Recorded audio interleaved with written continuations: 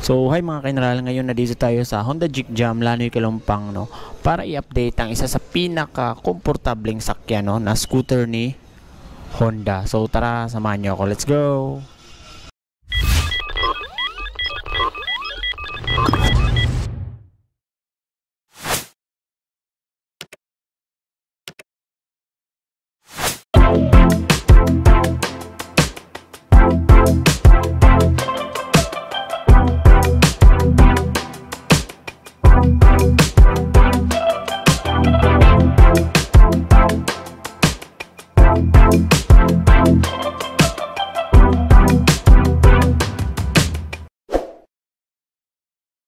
Wala iba mga kaineral kundi ang Honda PCX 160 CBS version yan. So bago tayo mag price update mga kaineral ay alamin muna natin yung specs ng motor na to, no. So ang makina ng motor na to ay naka 157cc engine displacement, 4-stroke, 4 valve, single overhead cam, liquid cooled at meron din siyang ESP Plus na engine, no. So matipid na sa gasolina pero malakas ang makina.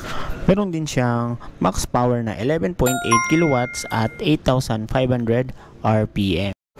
At max torque naman na 14.7 Newton meters at 6,500 RPM. Meron na rin siyang compression ratio na 12.0:1. Meron din siyang bore stroke na 60 by 55.5 millimeters. So yung punta natin yung physical feature niya, no? So dito makikita nyo yung kanyang parang visor, no? So dito start hanggang doon. And then may nakalagay na Honda. So kulay itim siya mga kaineral. Ang kulay pala ng motor na nasa harap natin is itong pearl white, no, na CBS version. So makita nyo napaka-elegante, no? Napaka-minimalist lang, wala masyadong decals.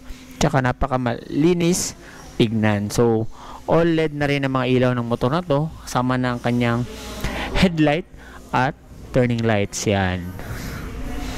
So napaka-elegante ng motor na ito mga kaineral, no? Lalo na kung nakasakay ka dito.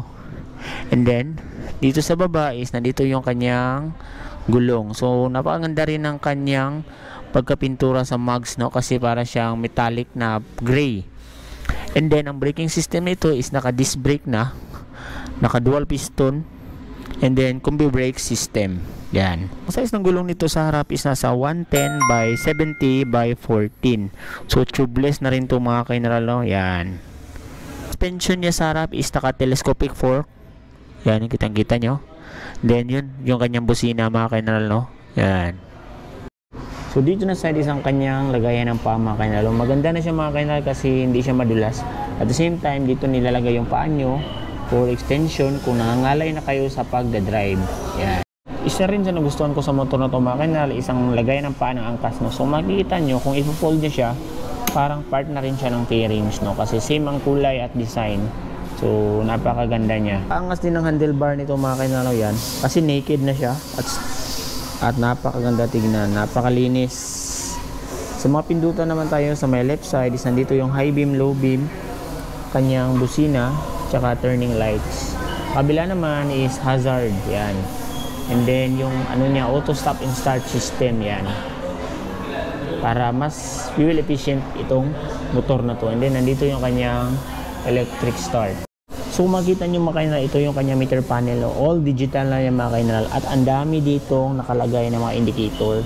So nandito yung sa keyless indicator. Tapos ito yung sa kanyang battery, high beam, low beam, check engine, tsaka sa kanyang coolant. Eh napakahaba din ng kanyang turning lights indicator yun mga kaineral, kabila, left and right. And then nandito rin indicator sa auto stop and start system. And then dito yung pindutan sa select and set yan. So may nakalagay na PCX dyan. So napaka-detalyado ng cockpit nito mga kaineral, yung sa aeroplano pa, at napakaganda.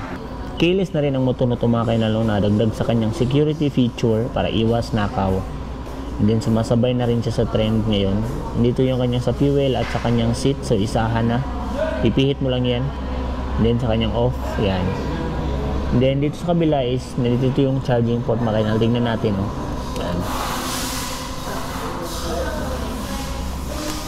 Yan. So ipupush lang siya mga kaineral.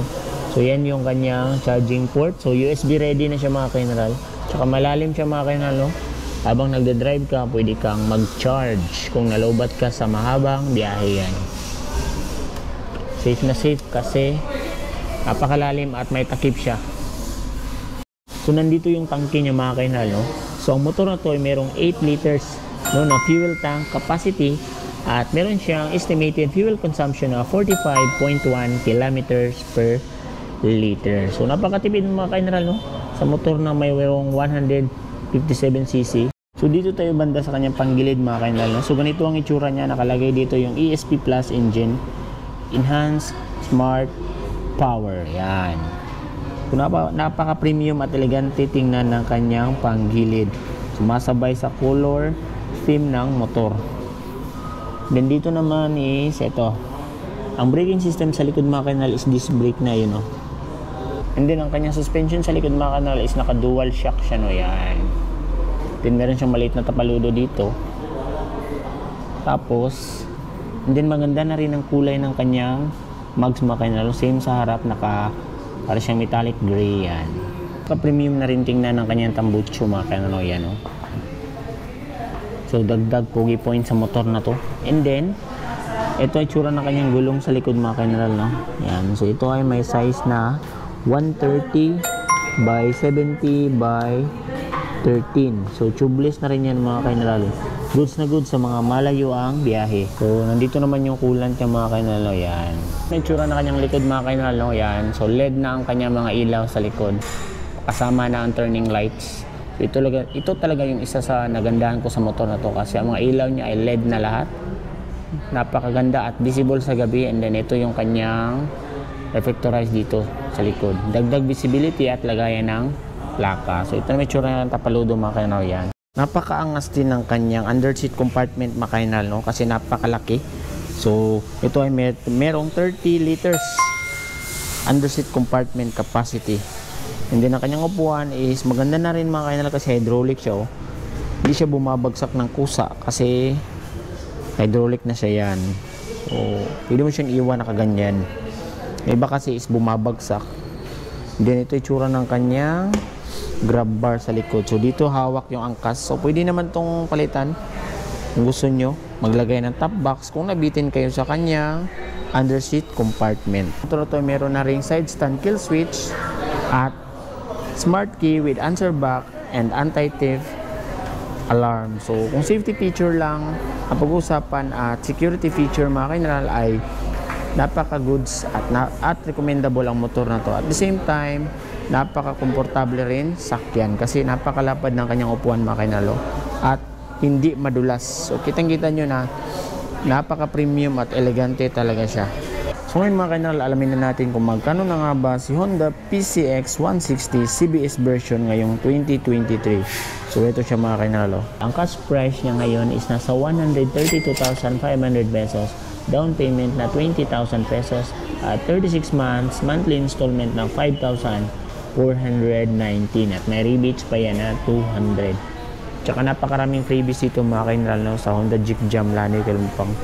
Meron silang Noche Buena package, free LTO registration at marami pang iba.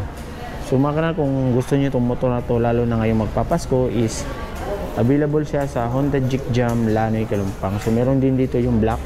Itong black is yung kanyang ABS version. So yun lang, kung mabot ka sa part ng video na to is gusto ko mag-thank you at magpasalamat sa patuloy na panonood at suporta. Ride safe.